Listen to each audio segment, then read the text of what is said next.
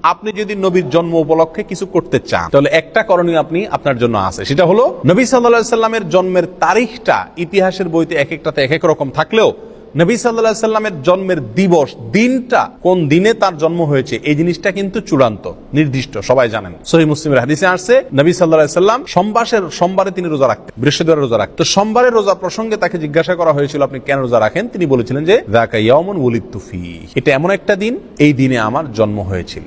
তাহলে সোমবারে নবী সাল্লাল্লাহু আলাইহি সাল্লামের জন্ম হয়েছিল, এটা মোটামুটি চূড়ান্ত এবং নিশ্চিত, এবং এটা কোথায় আছে? সহিহ মুসলিমে আছে।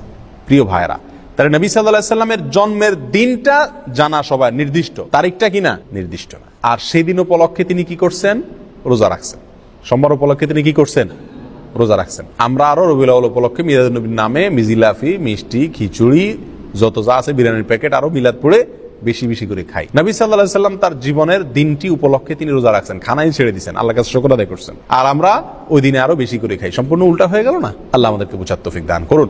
প্রিয় ভাইয়েরা, তাহলে নবী সাল্লাল্লাহু আলাইহি সাল্লামের জন্ম উপলক্ষে যদি আপনি কিছু করতে হয় তাহলে বছরে একদিন না, প্রতি সপ্তাহে করতে হবে। সেটা কি? সোমবারের রোজা প্রতি সপ্তাহে করতে হবে, এবং সেটা কি? সোমবারের রোজা রাখতে হবে।